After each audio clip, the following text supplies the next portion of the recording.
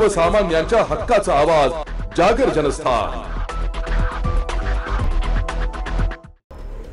मूर्तिजापूर येथील नगर परिषदेच्या स्वर्गवासी रामदास भैया दुबे सेमी इंग्लिश शाळेतील इयत्ता दुसरीमध्ये शिकत असलेल्या विद्यार्थ्यास शिक्षकानं अमानुषपणे मारहाण केल्याची घटना समोर आली आहे।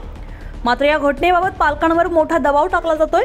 शिक्षक प्रदीप झोडपे यांनी त्यांच्या शाळेत इयत्ता दुसरीमध्ये शिकणाऱ्या शेख अरान नामक विद्यार्थ्यास अमानुषपणे मारहाण केल्याची घटना समोर आली आहे। यामध्ये शेख अरान या चिमुकल्यास मोठी दुखापत झाल्याचं पालकांकडून सांगण्यात येते। मूर्तिजापूर येथील नगर परिषदेच्या स्वर्गवासी रामदास भैया दुबे सेमी इंग्लिश शाळेमध्ये इयत्ता दुसरीमध्ये शिकणाऱ्या शेख अरान आणि इतर विद्यार्थ्यांमध्ये पावसाच्या छत्रीवरून भांडण झालं।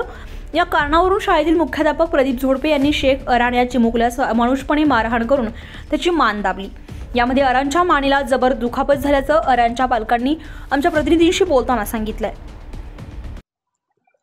मूर्तिजापूर येथील नगर परिषद परिक्षेत्राअंतर्गत येणाऱ्या स्वर्गवासी रामदास भैया दुबे सेमी इंग्लिश शाळेमध्ये चक्क मुख्याध्यापकांनी इयत्ता दुसरीच्या एका चिमुकल्यावर जबर मारहाण केल्याची गांभीर्यजनक घटना समोर आलेली आहे।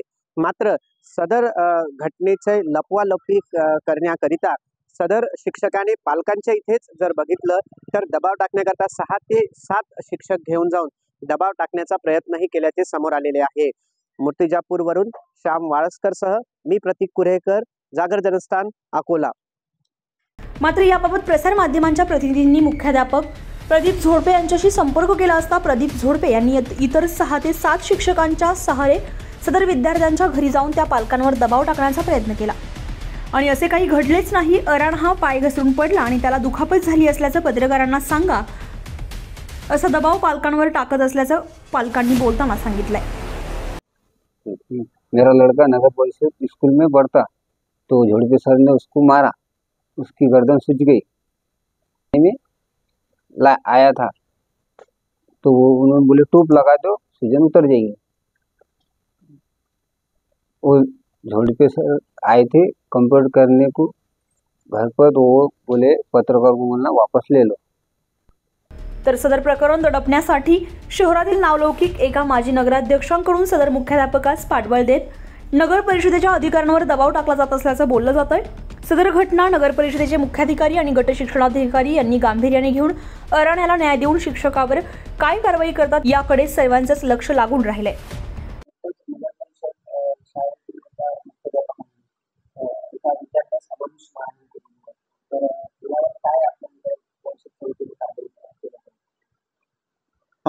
तशी तक्रार आपल्याकडे फोनवरून आलेली आहे, तर तसं त्या संबंधित शिक्षकाला त्याच्याबद्दल आपण लेखी खुलासा सादर करण्यासाठी पत्र दिलेलं आहे।